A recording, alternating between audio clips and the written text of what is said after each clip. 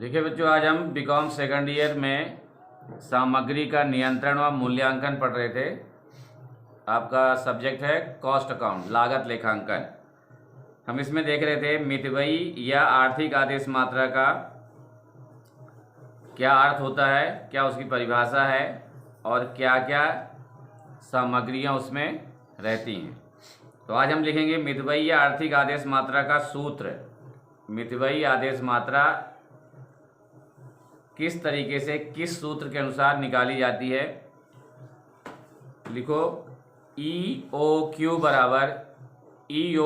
बराबर करनी में लिखेंगे अंडर रूट 2A गुणे B बटे C, 2A गुणे B बटे C, या फिर अंडर रूट में लिखेंगे 2 गुणे R गुणे CO बटे CC, या फिर लिखेंगे अंडर रूट 2 गुणे R गुणे CP बटे CH। अब EOQ का मतलब तो आप जानते हैं मितव्ययी आदेश मात्रा, इकोनॉमिक ऑर्डर क्वांटिटी। R या A का मतलब होता है वार्षिक उपभोग, मतलब एनुअल कंजप्शन और रिक्वायरमेंट। फिर CO और CP या B, इसका अर्थ होता है प्रति आदेश की क्रय लागत, मतलब बाइंग कॉस्ट पर यूनिट।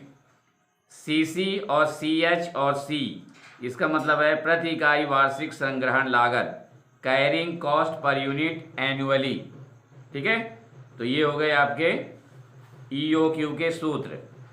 हमारा सेकंड आता है सामग्री का संग्रहण एवं भंडारण, storing of materials.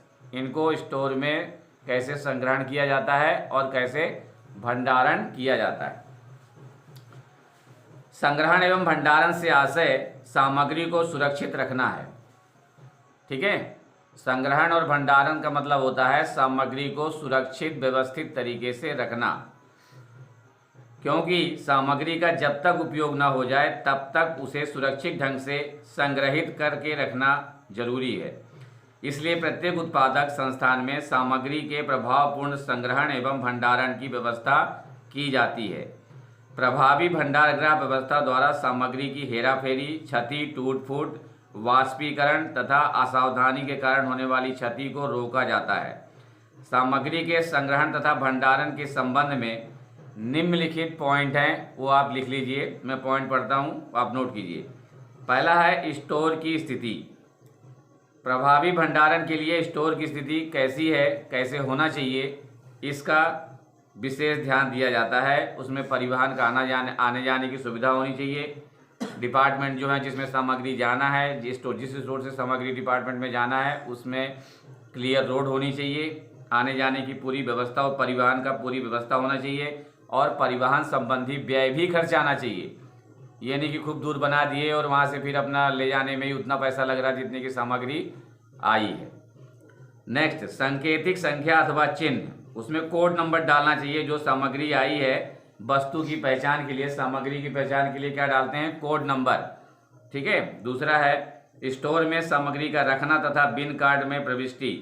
Bin card भी हम पढ़ेंगे। बिन कार्ड में एंट्री होती है, वो जिस स्थान पर मटेरियल रखा है उसमें एक बिन कार्ड लगा रहता है। वो बिन कार्ड में सामग्री का नाम और क्वालिटी, क्वांटिटी सब कुछ लिखी रहती है, वो होता है बिन कार्ड। उसमें एंट्री कर देते हैं। बिन कार्ड देख लीजिए किसे कहते हैं। उद्योग के कार्य को सुचारू रूप से चलाने के लिए सामग्री गृह में माल संग्रहित करके रखा जाता है। माल संग्रह करने के लिए जो अलमारी, रैक या दराज होती है वह बिन कहलाती है, और उसके कोने में जो कार्ड लगा रहता है उसे बिन कार्ड कहा जाता है। ठीक है, बिन कार्ड की परिभाषा लिख लीजिएगा। उसके बाद होता है हमारा स्कंध स्तरों का निर्धारण। इसमें पहला है आदेश सीमा अथवा पुनः आदेश स्तर, दूसरा है न्यूनतम स्टॉक स्तर, तीसरा है अधिकतम स्टॉक स्तर। इसको कैसे निकालते हैं, मिनिमम स्टॉक लेवल बराबर, मतलब अधिकतम स्टॉक लेवल बराबर reorder level plus reorder quantity minus minimum consumption गुणे मिनिमम डिलीवरी टाइम। ठीक है, ये आपको लिखना है, या फिर उसके जैसा ही एक और सूत्र है, मैक्सिमम स्टॉक लेवल बराबर, मतलब अधिकतम स्टॉक स्तर जानने के लिए minimum stock plus EOQ, minimum stock को EOQ में जोड़ेंगे तो क्या आ जाएगा, मैक्सिमम स्टॉक स्तर। खतरे का स्तर, खतरे का स्तर न्यूनतम स्टॉक स्तर तथा शून्य स्टॉक स्तर के बीच की सीमा है। इस सीमा से नीचे सामग्री का रहतिया नहीं जाना चाहिए। इस सीमा के आते ही प्रबंधक सामग्री का सामान्य निर्गमन बंद कर देना चाहिए तथा सामग्री की तत्काल आपूर्ति हेतु युद्ध स्तर पर प्रयास करने चाहिए। खतरे का स्तर क्या होता है कि सामग्री और स्टॉक, इन दोनों की क्या है, बीच की सीमा है कि अब कितना स्टॉक हमारे पास रह गया है। कहीं ऐसा तो नहीं कि सामग्री खत्म हो गई और हमारी जो प्लांट की मशीनरी है वो बंद हो गई सामग्री की वजह से। तो इस चीज़ का विशेष ध्यान रखना है कि सामग्री का स्टॉक खत्म ना होने पाए, उससे पहले युद्ध स्तर में सामग्री मंगाने का कार्य सुचारू रूप से कर लेना चाहिए समय से पहले। ठीक है, ये होता है खतरे का स्तर। उसके बाद है हमारा सामग्री का निर्गमन। सामग्री का मांग पत्र होता है, मटेरियल्स रिक्वेजिशन स्लिप होती है। वो जब क्लास लगेगी हमारी तब हम बताएंगे, प्रारूप है उसका कैसे बनाया जाता है, क्या क्या कॉलम होते हैं उसमें, वो क्लास लगेगी तब हम बताएंगे आपको। नेक्स्ट है निर्गमित सामग्री का लेखा। चौथा है निर्गमित माल की वापसी, और दूसरा है सामग्री का बिल, ये बहुत इंपॉर्टेंट है। पांचवा है अंतर विभागीय हस्तांतरण, इंटरनल डिपार्टमेंट ट्रांसफर। उसके बाद है सामग्री का लेखांकन एवं अंकेक्षण। सामग्री प्राप्ति बही पहला, दूसरा है सामग्री निर्गमन बही, तीसरा है सामग्री हस्तांतरण बही, चौथा है सामग्री वापसी बही, पांचवा है सामग्री खाता बही, छठवा है सामग्री सार। ये जो 6 पॉइंट हैं इनको आप नोट कर लीजिएगा। एक और इसमें क्रय जर्नल, परचेस जर्नल, ठीक है। तो इन चीज़ों को हम क्या करते हैं कि 7 जो किताबें हैं उनको कौन बनाता है, स्टोर कीपर। स्टोर कीपर प्राप्त निर्गमित तथा हस्तांतरित सामग्री का लेखा बिन कार्ड अथवा सामग्री नियंत्रण रिकॉर्ड में रखता है। ठीक है, ये आपको ध्यान में रखना है। सामग्री की गणना की प्रणालियाँ लिख लो। पहला है सामयिक गणना पद्धति, दूसरा है निरंतर गणना पद्धति। अब निर्गमित सामग्री का मूल्यांकन कैसे करते हैं ये भी आप थोड़ा सा लिख लीजिएगा। इसके पॉइंट है लागत मूल्य पद्धति। पहला है लागत मूल्य पद्धति पर करते हैं, मतलब पहले आना पहले जाना, इसको बोलते हैं FIFO, first in first out. दूसरा आता है बाद में आना पहले जाना, मतलब last in first out, LIFO, FIFO, FIFO, first in first out. और लीफो का मतलब होता है लास्ट इन फर्स्ट आउट। तीसरा है सर्वोच्च मूल्य वाला पहले जाना पद्धति, highest in first out method, HIFO, HIFO, HIFO, highest in first out method. 6 है आधार स्कंद मूल्य पद्धति, बेस स्टॉक प्राइस मेथड। ये 6 पद्धतियां हैं लागत मूल्य पद्धति के अंतर्गत। अब B है औसत मूल्य पद्धति, एवरेज प्राइस मेथड। इसमें पहला है साधारण औसत मूल्य पद्धति, इंग्लिश में है सिंपल एवरेज प्राइस मेथड, एवं दूसरा है भारित औसत मूल्य पद्धति, वेटेड एवरेज प्राइस मेथड। इनको बहुत ध्यान से लिखना है, इसी पर सारे सवाल हैं आपके। C है अन्य पद्धतियां, अदर मेथड्स। अदर मेथड्स में है पहला प्रतिस्थापन मूल्य पद्धति, रिप्लेसमेंट प्राइस मेथड। दूसरा है प्रमाप मूल्य पद्धति, स्टैंडर्ड प्राइस मेथड, एवं तीसरा है बढ़ा हुआ मूल्य पद्धति, इन्फ्लेटेड प्राइस मेथड। ये जितनी ABC 3 पद्धतियां हैं और उनके अंतर्गत जो ये लागत मूल्य पद्धति में 6 पद्धति हैं, औसत मूल्य पद्धति में 2 पद्धति हैं, अन्य पद्धतियों में 3 पद्धति हैं। तो मेन जो है हमारी लागत मूल्य पद्धति है first in first out, last in first out, highest in first out. Highest in उच्च कीमत वाली जो वस्तु आएगी पहले आएगी बाद में जाएगी। नेक्स्ट है सर्वोच्च मूल्य वाला पहले जाना पद्धति, हाईएस्ट इन फर्स्ट आउट, मतलब जो ज़्यादा मूल वाली है वो पहले जाएगी। ठीक है, ये पद्धति। आधार मूल पद्धति, बेस स्टॉक प्राइस मेथड, ये 6 पद्धतियां हैं लागत मूल पद्धति की। ठीक है, और इसी पर सारे सवाल हमारे डिपेंड होते हैं। ये पद्धतियां अगर पता है तो हम सवाल आराम से अपने कर सकते हैं।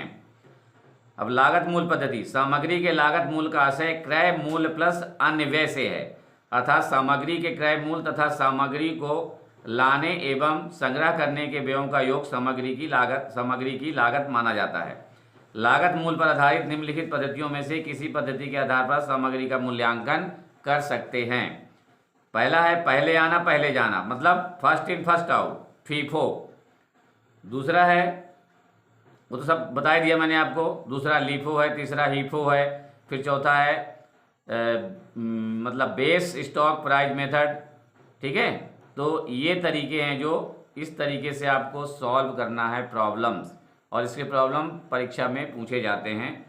अब ये सवाल तो मैं यहाँ बता नहीं सकता क्योंकि हमारे पास समय कम होता है और ये इतना बड़ा सवाल है कि हम कर भी नहीं पाएंगे इसको।